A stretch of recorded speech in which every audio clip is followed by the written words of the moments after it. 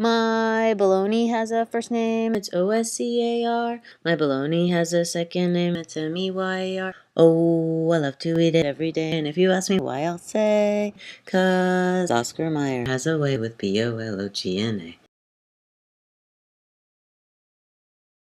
My bologna has a first name, it's Oscar. My bologna has a second name, it's meyer. Oh, I love to eat it every day, and if you ask me why, I'll say, 'cause Oscar Mayer has a way with bologna. My bologna has a first name, it's Oscar. My bologna has a second name, it's meyer. Oh, I love to eat it every day, and if you ask me why, I'll say, 'cause Oscar Mayer has a way with bologna. My bologna has a first name, it's Oscar. My bologna has a second name, it's meyer. Oh, I love to eat it every day, and if you ask me why, I'll say, 'cause Oscar Mayer has a way with bologna. Hello YouTube, it's Sam. It is Wednesday, August 24th, 2011, and that puts me at 1 year and 1 day on testosterone. That's officially crazy. All those other times when I was making videos and saying that the amount of time was crazy, this one wins. 1 year. I'm just kind of shocked that it's been a year already, and shocked with how good I've been feeling and with the changes that I've had. I had like a couple moments yesterday on the actual 1 year day where I was just really reflective and had a lot of perspective on this whole year, and it's been a very good year, I'll tell you that. I'm also just incredibly grateful that I've been able to take testosterone, and that I've been able to have top surgery, and that I've been able to access these two things that have made me so happy and healthy and comfortable and acclimating to my body, something that I never actually felt good about before and feel pretty good about right now, which is really nice.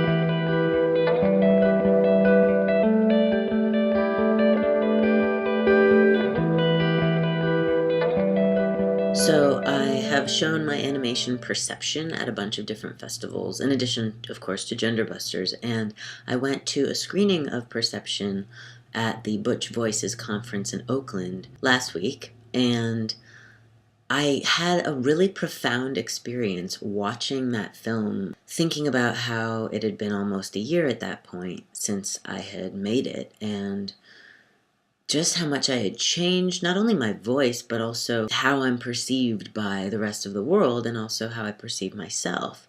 And this getting accustomed to masculinity thing, this getting accustomed to being as red as male thing, it's all been very interesting. And so I encourage you, if you have another minute 30 seconds after this video, which will probably be long, to go check it out. It's one of my videos on my page. Yeah, it was just really powerful. It made the hair stand up on the back of my neck, and kind of seeing it from the other side. Not that I think that there's sides, because sides kind of make me think binary, but seeing it from a year after hormones as opposed to just beginning hormones and wondering how it's going to be. So I actually am thinking that I'm starting to look different, and I think that that's really a combination of being a year on T, making my weight redistribute, cutting my hair, having top surgery, having like a 5 o'clock shadow after 2 days. I think I look different. It took a while for it to sink in that I was looking particularly different because I still think I look like myself. I just look like a different version of myself, and that's been really interesting. I noticed that I now have hair in many, many places, of course, but also on this part of my hands, so that's new. Here. And hair on my back. I have like this patch, and then there's a couple long ones that I'm displeased about, but I'm trying to have a good attitude and think, you know what? This is my body, and it is healthy and functioning, and I'm going to love it no matter what. That being said, I actually have an idea. I think that since top surgery, estrogen-producing centers were removed. So I think that I have less estrogen being produced in my body, meaning that the amount of testosterone that I'm on, and this is all conjecture, but the amount of testosterone that I'm on is now impacting my body more than it did before. For example, since surgery, I have to shave every other day if I want to be clean shaven. That's different. Since surgery, it's really filled in a lot more over here. Since surgery, I've got a lot of chest hair going on.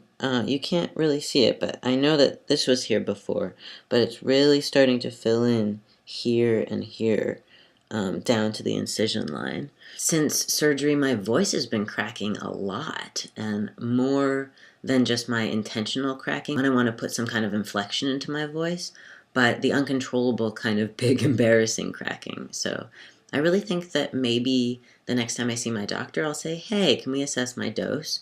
Because I still have the same mindset. I just want to be on enough to keep doom at bay and just have the changes that go along with that dose. Also, starting to get hair up here, little worried about that. So school started on Tuesday, and I have used the men's bathroom like 3 times and the single stall bathroom a couple times too. So I think I'll balance between the two, but not use the women's bathroom at school anymore. And I'm concerned about running into people that I know in the bathroom, specifically my teachers. That would be the weirdest. So maybe I'll just keep using different bathrooms on different floors. I don't know. We'll see. My friend says that my arm muscles have changed. I can't really tell, but she says like just how my arms look are different. I don't know. Beats me. Oh, being this far away, I can talk about my chest. I'm like a month and a half post-op at this point. And it's feeling so much better, so much better. I don't really have the tugging going on this side anymore. The nipples are healing really well. I had a little, like, hole over here underneath the nipple where it meets the areola. And I took pictures and called Dr. Garamoni, and Bridget connected me to him instantly, and he looked at the pictures and he assured me that that was totally normal and I should just keep covering it with Neosporin and gauze or whatever, and it should close up. And that was like 2 days ago, and it's already doing better, so I'm glad that that's okay. I'm still not facing the shower. I'm still not sleeping on my stomach, but I'm thinking maybe soon I'll sleep on my side. And I'm not raising my arms more than that. But I think I should probably start trying to. But yeah, I'm so happy with it. So happy with it, and grateful that I was able to have it done. Also, I'm still not doing my own shot. Every week, for basically this entire year, I've been going to my friend's house, and he's giving me my shot. Which, you know I need to learn how, and a couple people have given me really useful tips. But at the moment, this is working for me, and I'm going to keep doing it. And he doesn't mind doing it. And actually, we've turned it into like a really nice weekly get-together, and I get to see him and his roommates, and we have dinner, and it's fun. So I think as long as it continues to be something that's easeful, I'm going to keep doing it this way. But I do know at some point I need to learn to do it myself. But at the time being, it's okay, which is nice. A little update on facial hair. You can't really see it right now because I shaved like yesterday, but it basically goes all the way up to here at this point. And I totally messed up this sideburn the other day. I made it too small. It goes all in here, all down here. The only part that doesn't have facial hair is right under here. And the lip is a lot less, which I don't mind. Here, and then it goes all down to there. Yeah, facial hair is intense right now.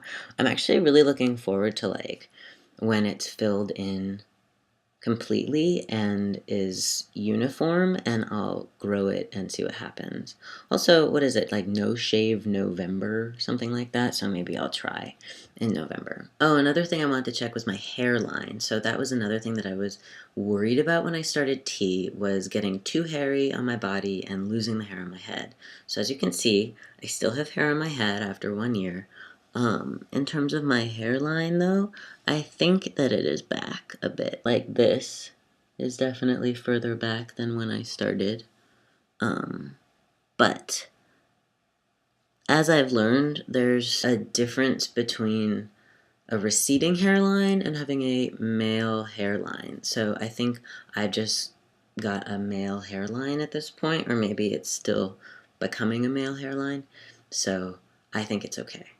But again, if I see things happening, I'm still willing to try finasteride, and I'm still going to talk to my doctor about lowering my dose since top surgery, so we'll see. Okay, so I guess that's all.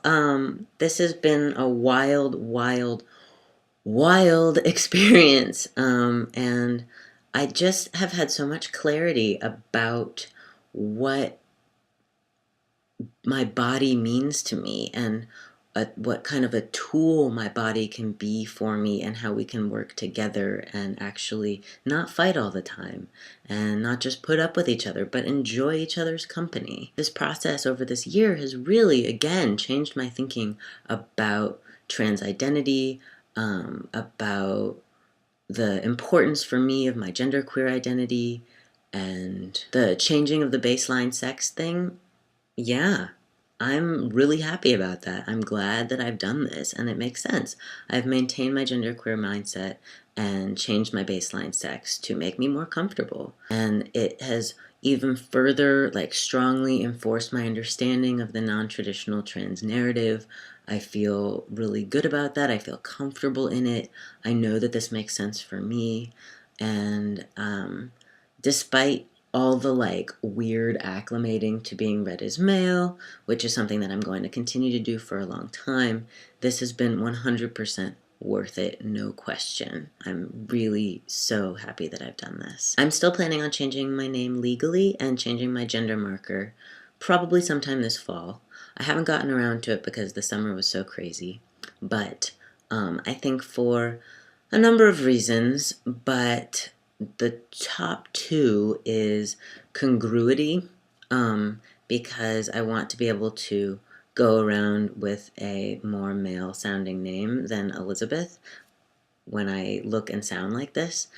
And I also want to be safe, especially in traveling situations, in legal situations, just things like that. Not because I feel like a man, but because I will legally play the role of a man in our culture in these certain spheres so that I can feel safe and comfortable. But at my core, I'm still Sam, I'm still genderqueer, I'm still myself.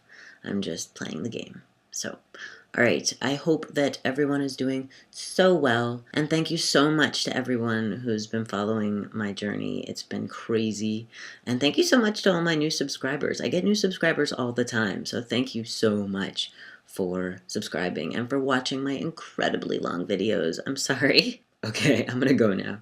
I will see you guys later. Bye.